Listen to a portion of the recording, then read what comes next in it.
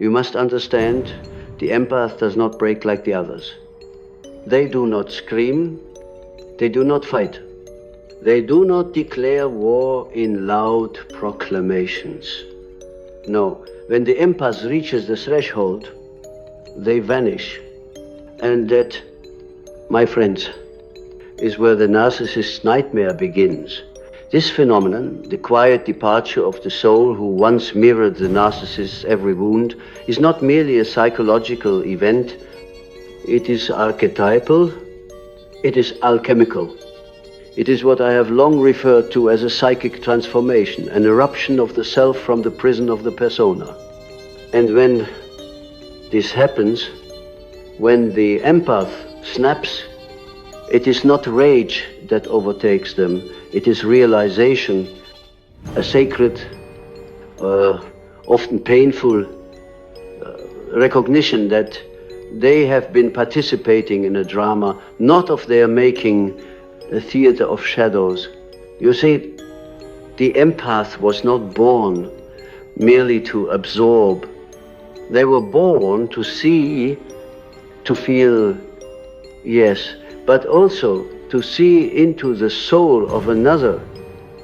That gift, though divine in its origin, becomes a curse when placed in the hands of one who does not wish to be seen. The narcissist, that fragile god of mirrors, is terrified of being known. Their entire reality hinges on illusion. They survive on projection, on control, on distortion. They do not love, they possess, they do not connect, they conquer. And so when the empath, who has been slowly drowning in the narcissist's sea of falsehood, finally opens their eyes, something ancient awakens in them. I have seen this pattern countless times, in dreams, in case studies, in myths. The empath, often unaware of their own light, becomes entangled with the archetype of the wounded tyrant, the narcissist. This is no mere romance. This is an unconscious contract, a dance of opposites. The empath, the healer, believes they can soothe the inner chaos of the narcissist. They mistake sensitivity for medicine. They try to become the savior of someone who does not want to be saved, only obeyed. But here is where it becomes dangerous. The empath begins to abandon themselves in the name of compassion. They confuse boundaries with selfishness. They excuse manipulation as trauma. They justify cruelty as pain in disguise. And slowly, they forget who they are. They forget what they need. They forget the very essence of the self, the core from which all healing emerges. This forgetting is not benign. It is a kind of psychic death, a slow erosion of the spirit, and it manifests not only in psychological symptoms, depression, anxiety, exhaustion, but also in the body, in the dream life, in the quality of one's perception. The empath begins to feel like a ghost in their own life. They walk through rooms and no longer recognize their reflection. The mask of the persona becomes heavier by the day, but the soul has a limit. And when that moment comes, when the soul can no longer carry the weight of suppression, it does not ask permission to awaken. It simply rises, often through dreams, often through illness, often through a sudden, inexplicable surge of energy that says, no more. This is the snap, but it is not an explosion. It is an implosion. The empath does not lash out. They return inward. They reclaim their projection. They begin the descent into their own shadow, to retrieve the parts they gave away. The narcissist, of course, never sees it coming, because they never truly saw the empath to begin with. They saw a mirror, a tool, a source of validation. They believed the empath existed for them. They were drunk on their own illusion. So when the empath finally disappears, energetically, emotionally, spiritually, it is as if a portal closes and suddenly the narcissist is left alone with what they most fear themselves. There is a reason the narcissist seeks the empath. It is not love, it is not connection, it is reflection. The narcissist sees in the empath what they buried long ago, the capacity to feel, to grieve, to suffer, to heal. The empath becomes a sacred wound they have long denied, but rather than face it, they exploit it. They bind the empath to their unhealed inner child and call it love, and the empath, conditioned by centuries of spiritual rhetoric that equates love with sacrifice, accepts this bondage as destiny. They endure, they forgive, they pray, and in doing so, they reinforce the narcissist's illusion that they are the center of the world, that their suffering is more important, that their wounds must be worshipped. But again, I tell you, the soul has a limit. The empath snaps not in hatred, but in awakening. It is the same movement I have described in the individuation process, a rupture in the psyche where the false self dissolves and the true self begins to emerge. It is not clean, it is not poetic, it is messy, terrifying, and sacred. The empath begins to see that their compassion was not always compassion, it was fear. Fear of abandonment, fear of conflict, fear of being unworthy unless they were useful. And so the journey begins, a spiral descent into the unconscious.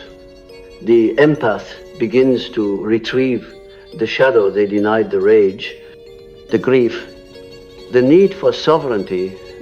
They stop rescuing, they start remembering. They reclaim the voice that once whispered no, but was always silenced by the need to be nice. It is here that a great reversal occurs. The empath, once dependent on the narcissist's approval, becomes immune to it. They see the pattern, they name the dynamic, they break the spell, and in that moment, the narcissist panics, not because they miss the empath, but because the supply is gone. The mirror has cracked. The illusion is dying. This moment is not just psychological, it is mythic. It is the Persephone who escapes the underworld. It is the goddess who remembers her power. It is the sacred return of the self from exile. And it is often accompanied by dreams of fire, of floods, of rebirth. The soul is cleansing itself of the false stories it was forced to live. And so I tell you, when the empath snaps, it is not a failure, it is a resurrection, a holy defiance, a silent revolution that shakes the very core of the narcissist's kingdom.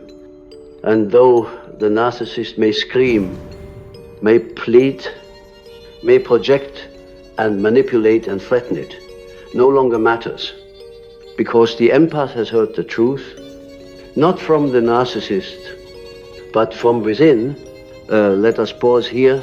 I will continue in part 2 with the deeper symbolism of this transformation, the archetypes involved, the shadow integration that must follow, and what becomes of the empaths once they cross the threshold of awakening. And so the empath walks away, not in fury, not in vengeance, but in revelation. Their steps may be quiet, yet the psychic rapture left behind echoes like thunder through the soul of the narcissist. You must understand, when a soul has lived too long in the temple of false sacrifice, his exit becomes divine protest. Now, let us delve deeper into what truly happens beneath the surface of this dynamic. The archetypal undercurrents, the mythological resonance, and the subtle transformation that stirs in the unconscious when the empath breaks the unspoken contract. We are no longer speaking merely of two individuals. We are speaking of ancient patterns, of gods and goddesses, forgotten, of wounds passed down through generations like sacred curses.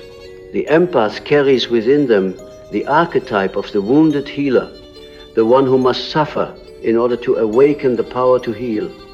But herein lies the trap, when the wounded healer does not yet know they are wounded. They attempt to rescue others to avoid facing their own fragmentation. And the narcissist, so skilled at weaving illusion, becomes the perfect canvas onto which the empath paints their unlived life. It is projection, yes, but projection in its most seductive form. The empath projects not their shadow, but their light. They pour their potential, their love, their longing to be whole into the narcissist's broken vessel, hoping that in healing them, they too shall be seen. But the narcissist is not a mirror of healing. They are a black hole of the unintegrated shadow. What the empath does not yet understand is that the narcissist does not want to be healed. They want to be admired. They want obedience, not intimacy, control, not connection. This dynamic creates a psychic split in the empath. The unconscious begins to murmur warnings through dreams of betrayal, of drowning, of endless corridors with no exit. These are not just dreams, they are symbols. The soul is speaking. The water in these visions often represents emotion unprocessed and overwhelming.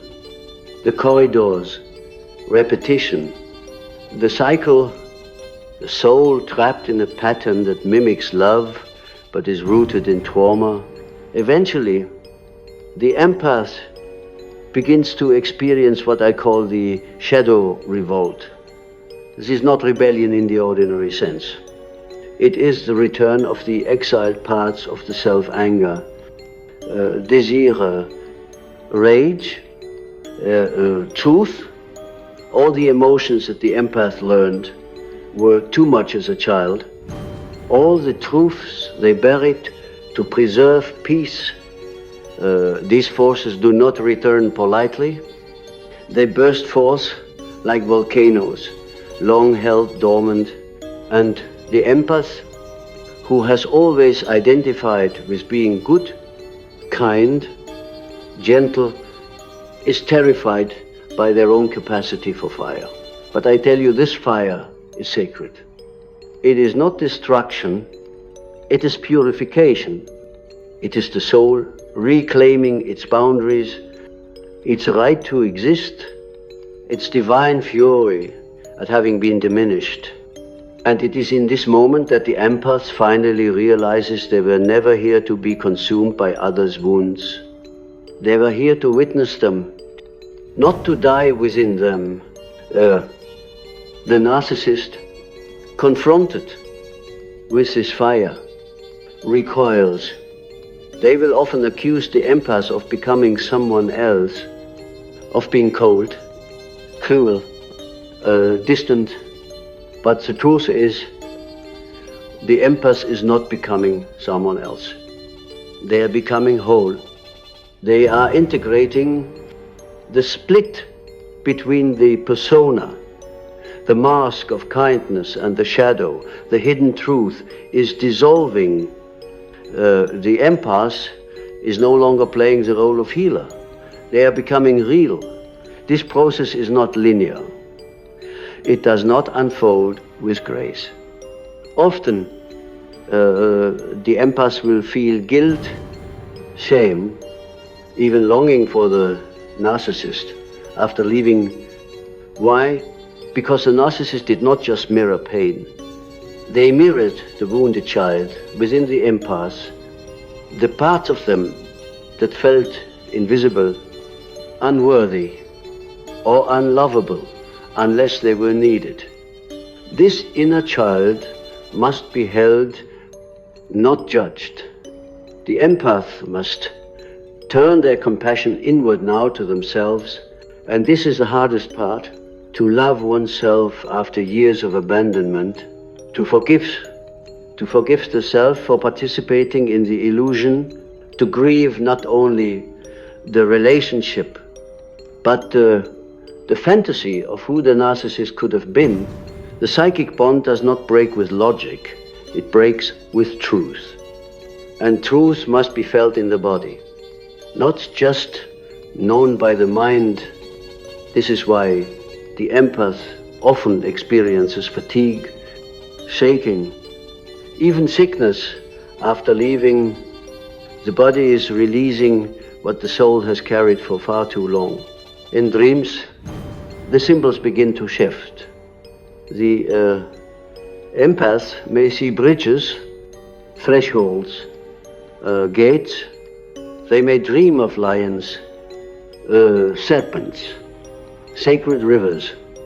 These are not random, they are initiations. The soul is guiding them back into the realm of the archetype, not as a prisoner, but as a sovereign. The lion, for example, often represents courage, the emergence of the authentic self. The serpent, transformation, the shedding of old skin. The river, flow, the restoration of inner life after stagnation. When I speak of these things, I do not speak as a mystic who has abandoned science. I speak as one who sees no boundary between psyche and symbol, between neuron and numinous, what you call healing. I call reintegration, what you call awakening. I call individuation the sacred journey from fragmentation to wholeness. The empath, once torn between needing love and fearing loss, begins to root themselves in something deeper, the self, not the ego, not the persona, but the silent, eternal center that has always whispered beneath the noise. The self does not beg to be loved. It is love. And from that place, the empath no longer enters relationships to be saved. They enter to share. Now the narcissist, still trapped in their labyrinth of grandiosity, may attempt to return. They may send messages laced with guilt or praise or regret, but make no mistake, this is not awakening. This is withdrawal, the loss of supply. The narcissist does not mourn the empath. They mourn the loss of control, of reflection, of power. And here, the empath must remember to re-enter the cycle is to betray the self. Forgiveness is possible. Compassion is noble. But reunion is not always sacred. Sometimes the holiest act of love is distance. This boundary is not cruelty. It is protection, not of the ego, but of the soul. The empath's light must now be directed inward, illuminating the caverns they once avoided, the wounds from childhood, the inherited beliefs about love and pain, the shadow of the healer, the one who gave to others what they never gave themselves. This is the alchemical phase of solutio, the dissolution of the false self, and it leads to the rebirth of the archetype, not as victim, but as mystic.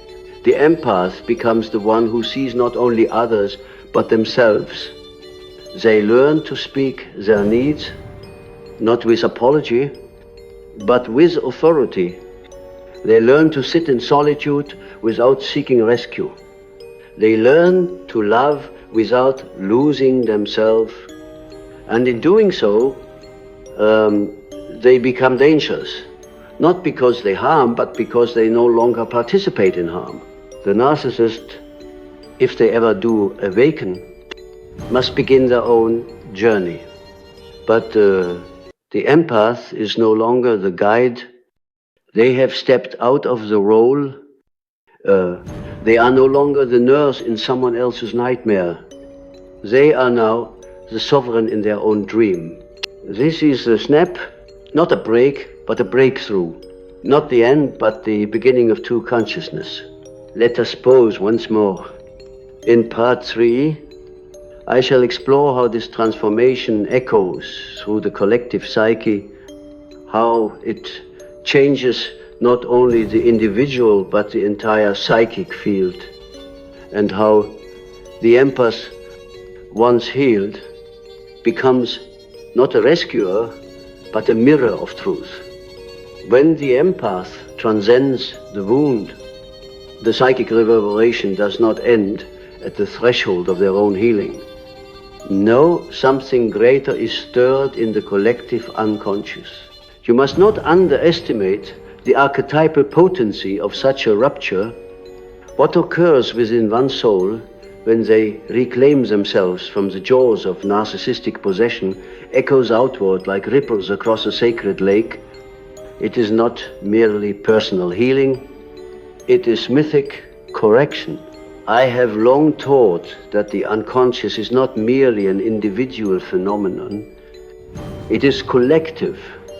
There is woven beneath the fabric of our daily perception a vast field of symbolic memory, of inherited meaning, of ancient patterns that each of us participates in.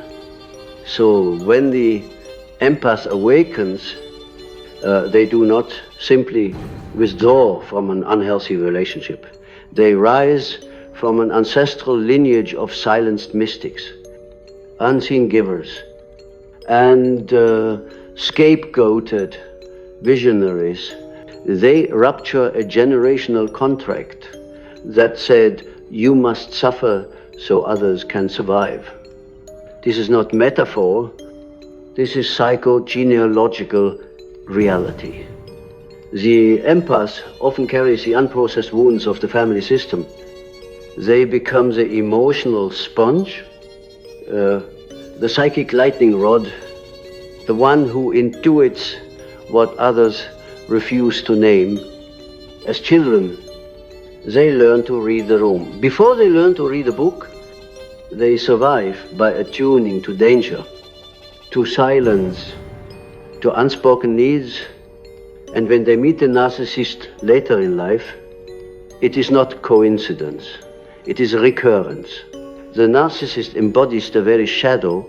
The empath grew up with emotional neglect cloaked in authority, manipulation disguised as love. And yet this meeting, however painful, is not a punishment. It is a summons, for within the torment lies the initiation.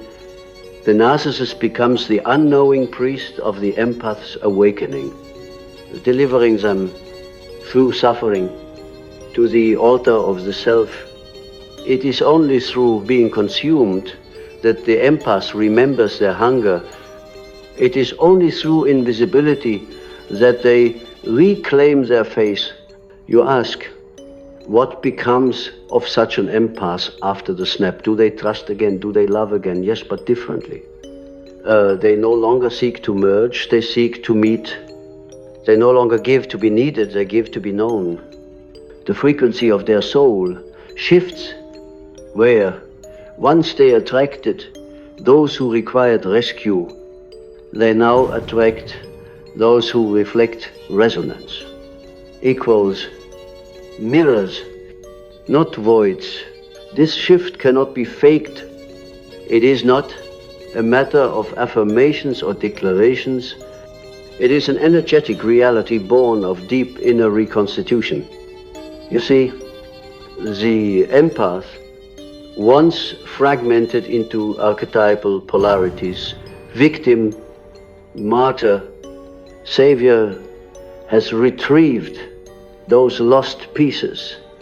They have integrated, they have danced with their rage and not been consumed. They have sat with their fear and not fled. They have loved themselves without demand.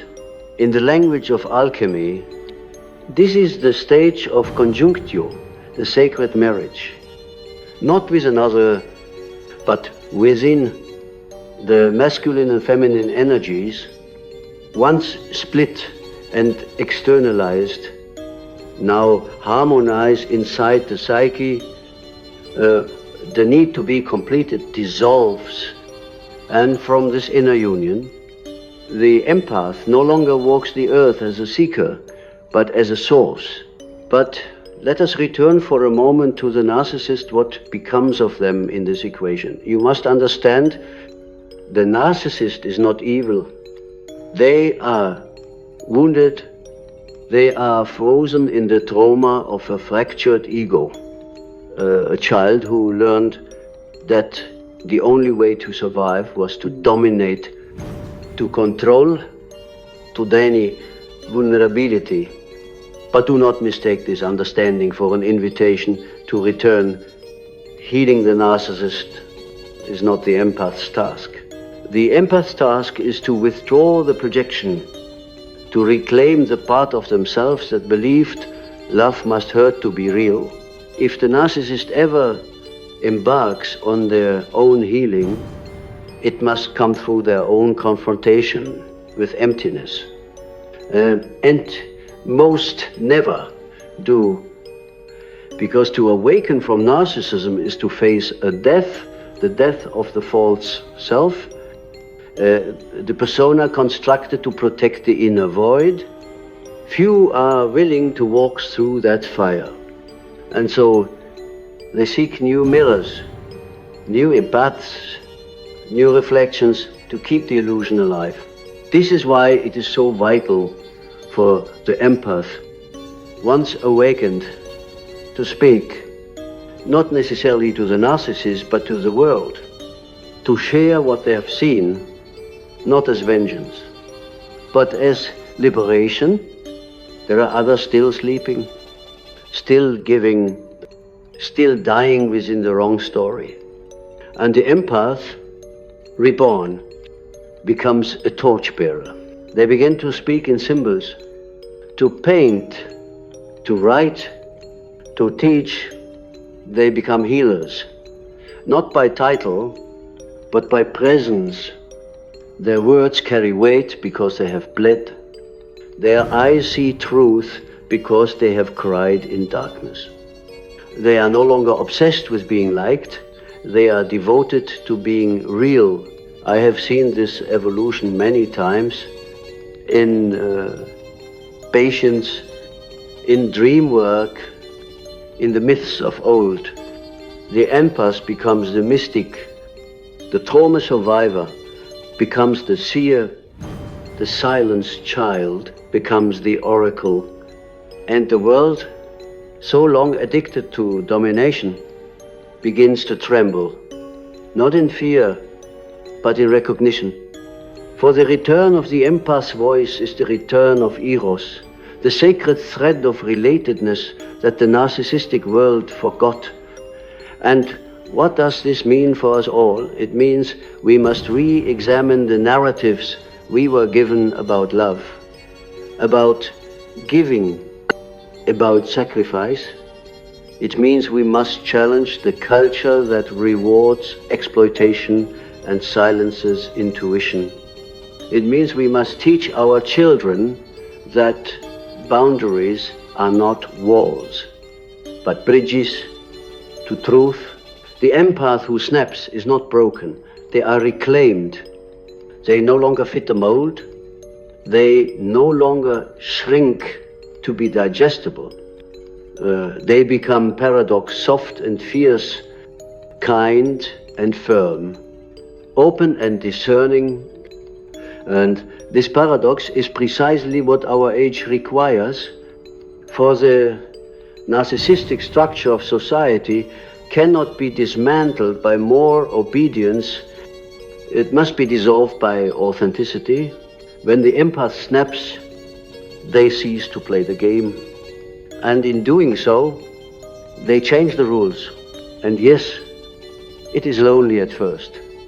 To wake up from illusion is to grieve. The empath must mourn the version of themselves that stayed small to feel safe. They must mourn the people who only loved the unawakened version of them. They must mourn the story that said their worth was found in suffering. But after the mourning comes the clarity, the stillness, the sacred pause, where the soul breathes again. The colors return, the body softens, and they find that they are not empty. Without the narcissist, they are free. And freedom, my friend, is not the absence of pain, it is the presence of truth. Let us pause again. And now we enter the final chamber of this transformation, the part no one sees, because by the time the empath has walked through the fire, they are no longer explaining themselves. They are no longer asking to be understood. They are no longer waiting for the world to catch up. The empath has become sovereign. Sovereignty is not dominance. It is not power over another. It is a full reclamation of one's psychic center.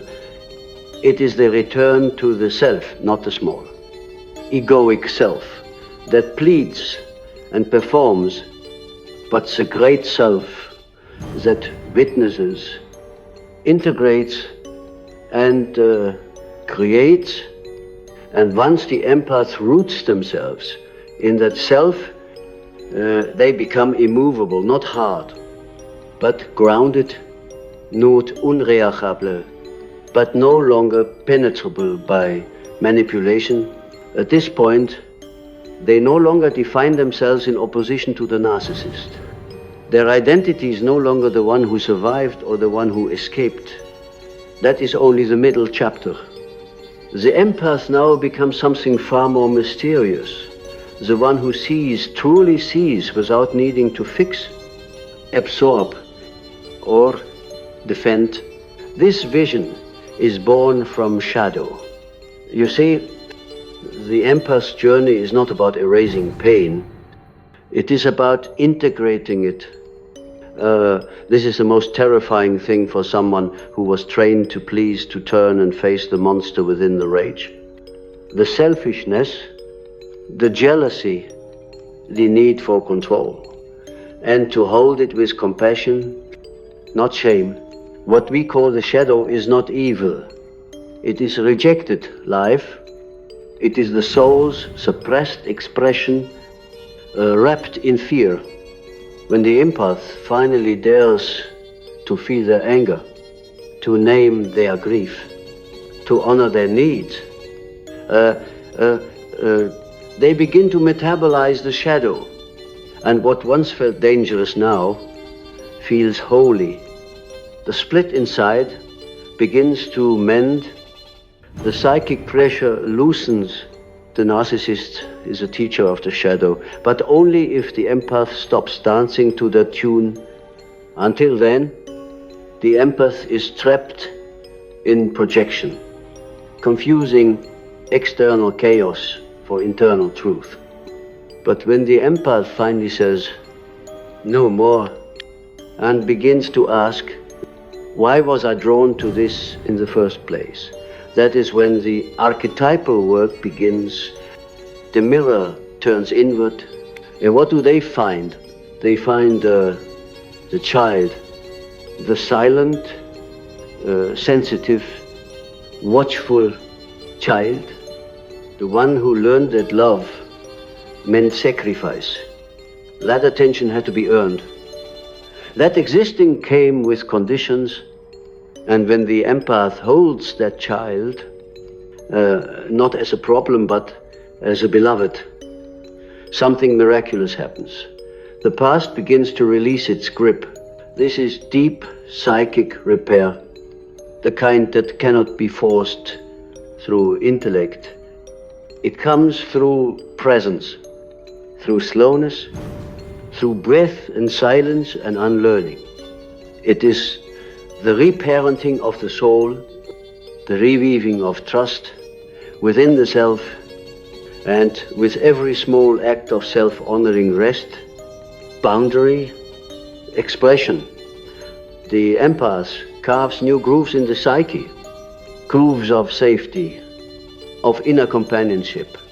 Now, relationships become mirrors, not crutches. The empath no longer looks for completion in others. They look for resonance. They can sit across from another and feel the pull of old patterns, but instead of falling into them, they witness them. They say quietly, here is the part of me that once needed this chaos to feel alive. And then they choose differently. This is mastery. It is not perfection. It is not invulnerability. It is awareness. And awareness creates choice. And what of love? What becomes of love? Once the empath stops confusing it with suffering, love transforms. It softens without surrendering the self. It listens without absorbing pain. It gives without needing to disappear. It receives without guilt. It grows roots not in fantasy, but in shared truth. Love becomes not a story the empath clings to, but a practice they embody, and because they are no longer fragmented, the empath's love is no longer a signal flare to the broken. It is an invitation to the whole. Their frequency changes. They may still feel deeply, yes, but they are no longer defined by emotional overexertion. They are defined by clarity, by presence, by sacred restraint. The narcissist, if they still watch from afar, cannot understand this transformation. The empath no longer responds, no longer defends, no longer entertains the performance. The narcissist cannot seduce what has become sovereign. They cannot bait what has left the game. And so they move on to seek the next unvacant mirror. But the empath, now mystic, walks a different path. They walk with others who know how to see. They no longer fear being alone because they have become intimate with themselves. They no longer seek chaos for excitement because peace no longer feels like boredom. They no longer accept breadcrumbs because they remember now they are the feast. This is not arrogance. This is return, a return to original essence, a return to truth, a return to sacred vision. And what of their gift? The empath's gift has always been sensitivity, intuition, resonance. But before awakening, that gift was outwardly directed, used to decode others, to please others, to heal others who never asked to be healed.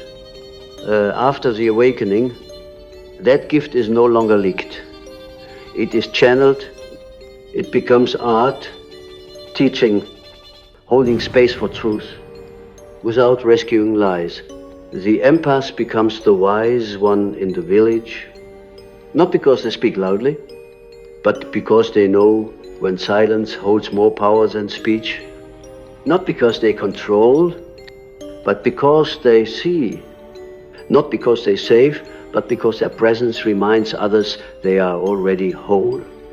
They become dangerous in the best way, unshakable. They become mysterious in the deepest way, unhooked from drama. They become magnetic in the truest way, not because they try, but because they are. And I must remind you, this is not a destination. It is a spiral. The work continues. The shadow still rises. Old wounds still whisper. But now, the empath knows how to listen without obeying, to feel without losing center, to hold pain without becoming it. And that, my friend, is the difference between before and after. Before, the empath lived in reaction. After, the empath lives in response. Before, they gave to survive. After, they give from overflow. Before, they feared being too much. After, they are no longer apologizing for their existence. This is the birth of the spiritual warrior. Not the one who fights with force, but the one who stands in truth. The one who knows that the real battle is always within, and the real victory is always wholeness. So, I say again, when the empath snaps, the narcissist may never see it coming, but the soul always did. The soul knew it would lead here to the end of pretending, to the collapse of illusion, to the emergence of the real. And from here, the empath no longer walks with wounds. They walk with wisdom. They no longer seek light, they radiate it. They no longer beg to be chosen, they choose themselves. They become, finally, what they were always destined to be. Not saviors, but mirrors of the sacred. Let us now descend one last time into the deep stillness where all illusions are stripped away, not in violence, but in reverence. What remains after the empath snaps is not ruin, but a renewal, a silence, not of emptiness, but of completion, a quietude so rich it hums with a memory of everything that has been seen, felt, endured, and finally understood. You see, the empath snapping is not a collapse. It is a culmination. It is the convergence of every ignored instinct, every silenced boundary, every sacred. No, that was swallowed in the name of peace. But now, peace is no longer the absence of conflict. It is the presence of selfhood. It is the full return of the empath to their own body, their own breath, their own knowing. There is, in this emergence, a kind of holy gravity. Others feel it. Those who once sought to control the empath now hesitate, unsure why their familiar tactics no longer work. There is nothing to pull on, no hook, no wound left exposed. The energy has changed. The empath is no longer signaling availability for pain. They are emitting the frequency of truth. This is the deeper meaning of individuation. Not simply to know oneself, but to become that knowledge in form, to let every choice, every word, every silence be infused with inner alignment. There is no need to explain, no need to prove. The empath field speaks for them, and yet this transformation is not without its cost. For to awaken is to lose what once felt like life itself, the fantasy, the illusion of fixing the narcissist, the illusion of being loved for one's giving, the illusion of earning safety by erasing oneself. These illusions are not simply beliefs, they are identities. They are who the empaths thought they had to be to survive. To shed them is to grieve, and grief, my friends, is not weakness. It is initiation. It is the soul's way of honoring what was, even as it releases what no longer serves. The empath who allows this grief to move through them becomes translucent, not see-through, but deeply seen. They carry no masks, only layers of meaning. They become a living symbol of transformation. And this symbol is needed more than ever, for we live in a time where narcissism is not merely a personal pathology, it is a cultural epidemic. We are surrounded by systems that reward performance over presence, domination over connection, consumption over intimacy. And in such a world, the empath's awakening becomes an act of resistance. To feel deeply in a numb world is rebellion. To speak truth in a manipulative world is revolution. To refuse to play the game is liberation. But this path is not for the faint of heart. It requires solitude, integrity, the courage to sit in discomfort without numbing it away. It is easier to fall back asleep, to return to the known, to reach for another narcissist, another savior, another story that promises love in exchange for self-erasure. But the awakened empath no longer trades freedom for familiarity. They no longer mistake intensity for intimacy. They no longer call chaos chemistry. They wait, they observe, they choose, and when they love, it is not to fill a void, it is to share a presence. And what of the world? Does the world change when one empath awakens? Yes, always, because every healed empath becomes a lighthouse. Not the kind that rescues every passing ship, but the kind that shines regardless, the kind that reminds others of the shore within themselves. And in this way, healing spreads not through evangelism, but through embodiment. The empath, once drained by the world, now energizes it. The one who once gave everything to everyone now becomes a portal through which love flows naturally, effortlessly, because they are no longer trying. They are being. They know now that love without truth is not love, it is control. That giving without boundaries is not generosity, it is self-abandonment. That empathy without discernment is not virtue. It is vulnerability to manipulation, and so they refine, they clarify, they become sharp, not as weapons, but as instruments of precision. They know when to open and when to close, when to speak and when to vanish. Their presence is a prayer, and their absence is a message. The narcissist, should they ever awaken, will remember them not as supply, but as a mirror they were too afraid to look into, a reflection of what was possible had they dared to feel.